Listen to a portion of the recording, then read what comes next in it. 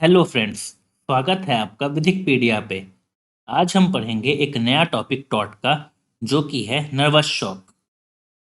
Nervous shock का मतलब होता है बॉडी के नर्व या ब्रेन स्ट्रक्चर को शॉक पहुंचाना। इसमें रिलीफ पहुंचाया जाता है उस इंजरी का जो किसी सुने हुए शब्द या कुछ देखे हुए के कारण बॉडी के नर्व या ब्रेन स्ट्रक्चर को पहुंचता है। यहाँ बिना किसी फिजिकल या डायरेक्ट कांटेक्ट के भी एक्शन लिया जा सकता है। कॉमन लॉ में ग्रीफ, इमोशनल डिस्ट्रेस और डिप्रेशन के लिए रिलीफ नहीं प्रोवाइड करी जाती है, लेकिन अब उनको नर्वस शॉक के अंतर्गत क्लेम कर सकते हैं कुछ सर्टेन कंडीशंस पे।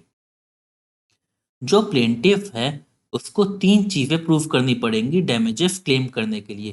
पहला, प्यार और अफेक्शन का रिलेशनशिप। दूसरा, टाइम और स्पेस से प्रॉक्सिमिटी। और तीसरा, डिफेंडेंट का एक्ट या ओमिशन के कारण प्लेंटिफ को डैमेज हुआ हो।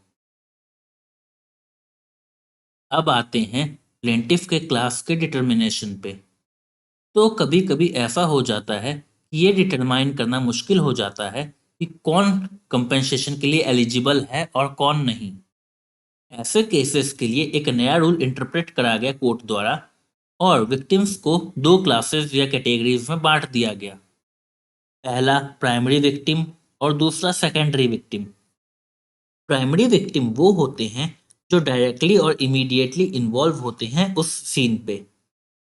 इसको बाद में पेज वर्सेस स्मिथ में और नैरो कर दिया गया और कहा गया कि प्राइमरी विक्टिम्स वो होते हैं जो डायरेक्टली इन्वॉल्व्ड होते हैं एक्सीडेंट में और फोर्सिएबल इंजरी के रेंज में होते हैं। वहीं अगर बात करें सेकेंडरी विक्टिम की, तो ये वो लोग होते हैं जो साइकियाट्रिक डैमेज से सफ़र कर जाते हैं, जबकि वो उस एक्सीडेंट से डायरेक्टली रिलेटेड नहीं होते। लेकिन ये सेकेंडरी विक्टिम भी कंपेंसेशन क्लेम कर सकते हैं अगर वो कंट्रोल मैकेनिज्म में फॉल करें। अब जान लेते हैं कंट्रोल मैकेनिज्म के बारे में।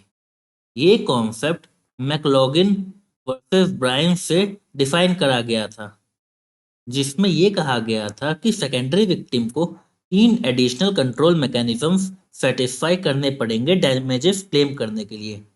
पहला है इमीडिएट विक्टिम के साथ नज़दीकी रिश्ता। दूसरा है उस साइकियाट्रिक इलनेस कॉज करने वाले इवेंट्स के टाइम और स्पेस में के साथ प्रॉक्सिमिटी। और तीसरा, वो मीन्स जिससे साइकियाट्रिक इलनेस हुई।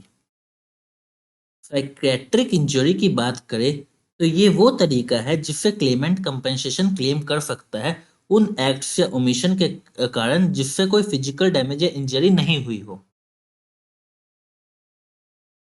अब बारी आती है नर्वस शॉक से जुड़े केस लॉस की। तो पहला केस है हैम्ब्रुक वर्सेस स्टोक ब्रोस। इस केस में एक वुमेन नर्वस शॉक से सफर करी थी, ये सुनने के बाद कि एक लॉरी ने एक उस बच्चे को इंजोर कर दिया जिससे वो अभी ही अलग हुई थी, जो उसके बेटे की उम्र का था। ये लव और अफेक्शन का रिलेशन शो करता है और लेडी और बच्चे में, और proximity of time and space भी। दूसरा केस लॉ है दुल्यू वर्सेस वाइट।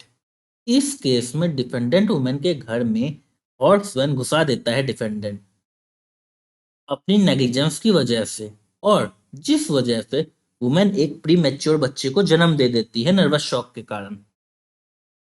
ये डिफेंडेंट को लायबल माना गया उस एक्ट या ओमिशन के कारण जिसकी वजह से प्लेंटिफ को डैमेज सफर करना पड़ा। तीसरा लॉ केस लॉ है विल्किंसन वर्सेस डॉन्टन। इस केस में डिफेंडेंट को लायबल माना गया क्योंकि उसके कारण प्लेंटिफ को नर्वस शॉक से सफर करना पड़ा जब डिफेंडेंट ने उसको झूठ में कहा कि उसके हस्बैंड ने एक्सीडेंट में दोनों पैरों को खो दिया। इस केस में प्लेंटिफ और उसके हस्बैंड के बीच में लव और अफेक्शन का रिलेशनशिप डेमोन्स्ट्रेट हो रहा था। अगला केस लॉ है हे वर्सेस यंग में, जिसमें प्लेंटिफ फिशर वुमन का डैमेज क्लेम डिनाई कर दिया गया था क्योंकि डैमेज बहुत ही रिमोट और अनफोर्सिएबल था, और ऐसे केस में डिफेंडेंट कोई ड्यूटी ओ नहीं करता है प्लेंटिफ की तरफ किसी केस की, किसी केयर की।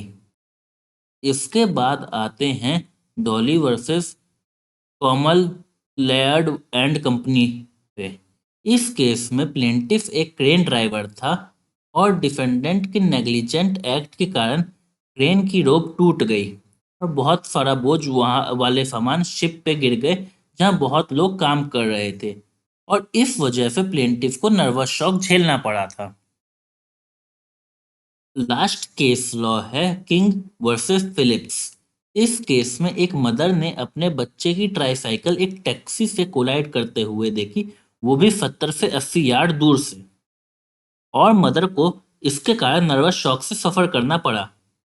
हालांकि इस केस में यह डिसाइड हुआ कि डिफेंडेंट की ड्यूटी उस बच्चे की ही तरफ थी, ना कि उसके माँ की तरफ, और वो ये एंटिसिपेट नहीं कर सकता था कि उसकी मम्मी विंडो से देख रही होगी।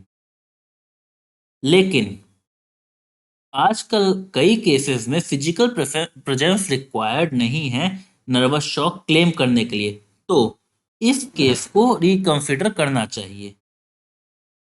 तो दोस्तों, आज हमने नर्वस शॉक और उससे रिलेटेड केस लॉस के बारे में जाना। अगर आपको वीडियो पसंद आया हो तो लाइक और कमेंट करना ना भूलें और विदिकपीडिया को सब्सक्राइब कर लें। विदिकपीडिया को देखने के लिए धन्यवाद।